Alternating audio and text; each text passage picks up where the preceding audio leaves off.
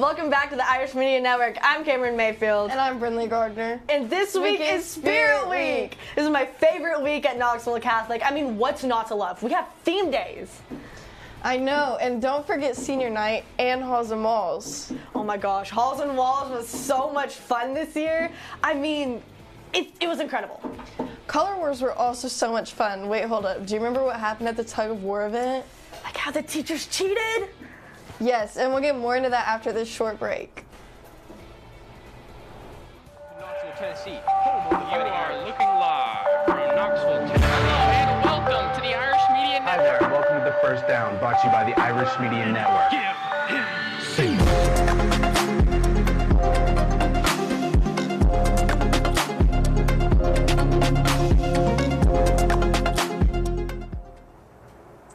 Welcome back to the Irish Media Network. This week was Spirit Week, where the festivities began with Color Wars, or also known as Junior Olympics. On Monday, all the fun began in the gym. Each grade wore different colors. Freshmen wore yellow, sophomores red, juniors blue, and seniors green. There were 6 events in total, starting off with a dizzy bat race with 12 boys and girls from each class running around and spinning in circles. After that was the Fruit by the Foot Challenge, where there were 2 boys and girls who competed.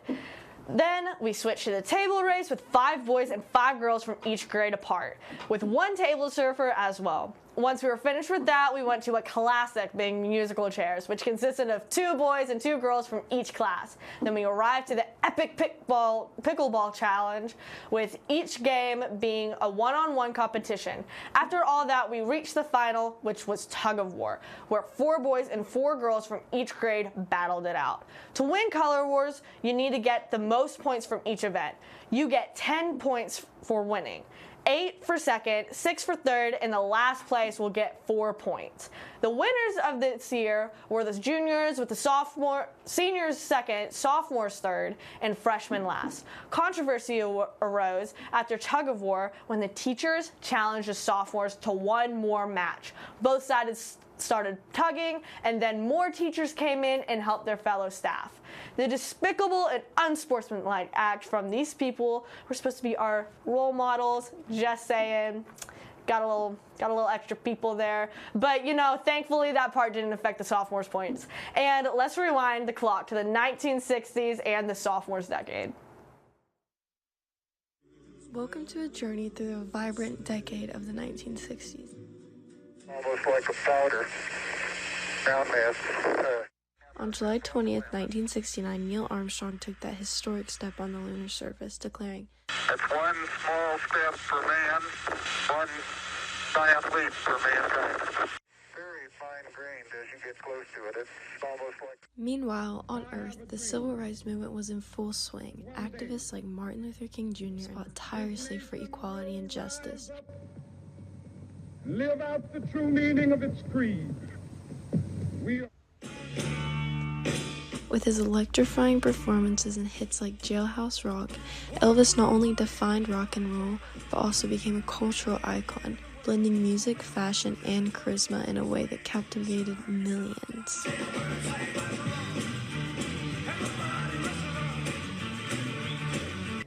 Now, on to somewhere more local, the Knoxville Market Square.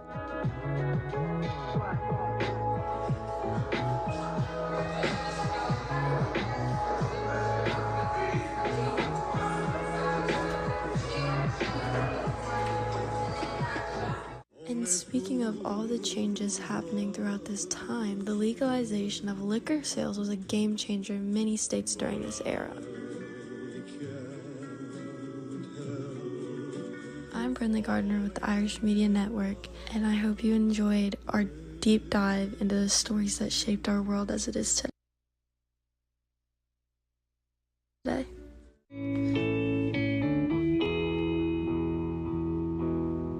Get ready with me for decades day at school.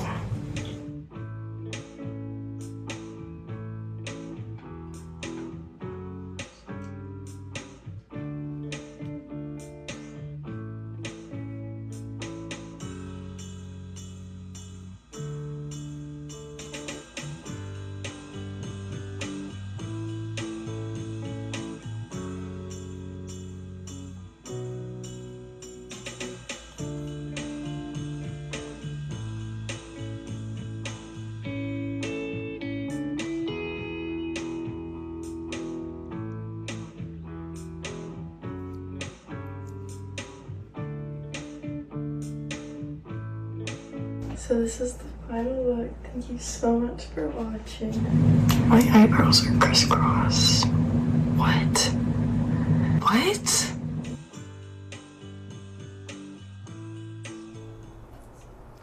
Thanks for getting ready with me. Up next, we're going to be talking about the Halls and Walls event going on this week. This event is going to be happening Sunday through Thursday.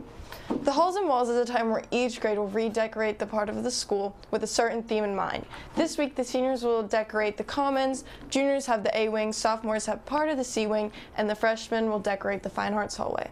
The materials each grade is given to make these murals include things like Scotch tape, masking tape, and paint. However, silly string, packing tape, and glitter are not allowed. Each mural will be judged and received a certain number of points ranging from 100 points to 60. The deadline for Halls and Walls will be on Thursday at 9:20. After that time has passed, the cleanup will begin. Each grade will be responsible for cleaning up their mural on Monday, October, after fall break. Everything will be cleaned, including every piece of tape. The Halls and Walls event is a very fun time and a good way for people to show off their artistic ability, and I'm excited to see the finished artwork. Now, onto a deep dive into the 70s. What decade do you think Mr. and Mrs. Paris were born in? Probably like the 2000s. Do you like Mr. and Mrs. Paris as a teacher? I have not had the opportunity to have either of them as a teacher, but you have Douglas as a teacher of physics. I don't want to. I think a teacher's ability and the level of a teacher's ability is completely based on the student. So Hi, my name is Juice. I'm Matthew Savage. My opinion on women's rights is a very good look because my mom's a woman and I really respect my mom. I fully support them.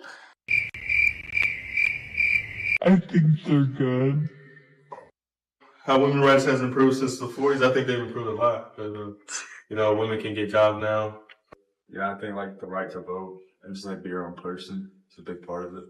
In the 70s, women couldn't even own their own bank accounts separate from their husbands. So there have been monumental changes overall to women's rights. I think they have greatly improved. I'm so happy to hear everyone's opinions about women's rights. But now on to a more devastating topic that happened in the 1970s. Theodore Robert Bundy, born November 24th, 1946, and died January 24th, 1989.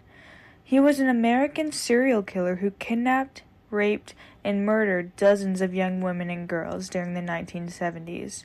After more than a decade of denials, he confessed to 30 murders. The total number of his victims is likely to be much higher.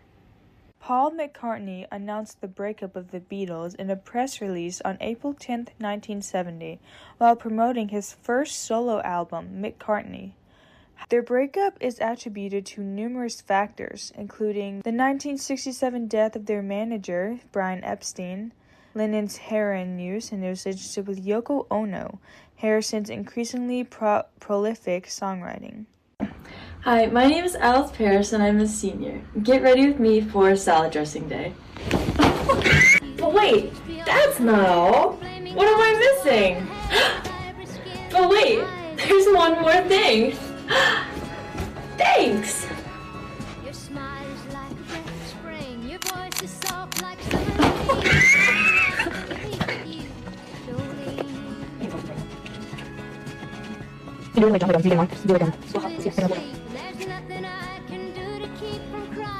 Wait, there's one more thing.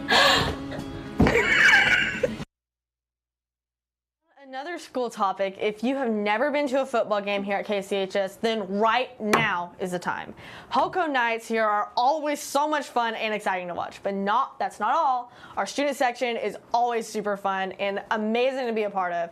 Every night there's a theme to dress up as, from cowboys all the way to aliens, and at this football night we have green and gold. And you know what, they're always just so much fun. And everyone shows up, everyone has a great time. So if you haven't already, make sure to show up and support your team and just have so much fun. Back to the topic of Spirit Week though, let's talk about the juniors theme for this week, which is the 80s.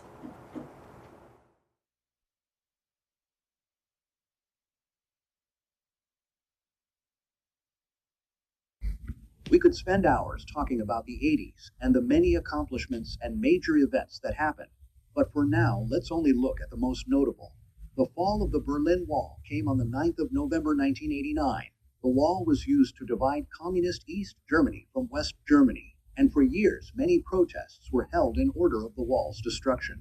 The destruction of the wall was the start of Germany's peaceful revolution. One of the biggest figures in the 80s, Michael Jackson, would reach his peak in his career throughout the 80s, releasing 4 different albums, all selling over 5 million copies in the first month. The 1980 Summer Olympics boycotts was the largest boycott in history and was done to protest the Soviet invasion of Afghanistan, and would later boycott the 1984 Summer Olympics in Moscow. All those topics had a big impact globally, but more locally. The Thompson Bowling Arena would open in 1987 and named after Ray Thompson and the former university president, Dr. Edward Bowling. That's all we have for the 80s. This was brought to you by the Irish Media Network. Oh my gosh, I love hearing about all of these generations. It's so cool to see, isn't it? Yeah, but I personally enjoy the 60s the most. Let's go sophomores. Well, I enjoy the 70s better. Let's go seniors. Oh, wow. But next we have the 90s. We can't forget about that generation. Yeah. Let's look at that.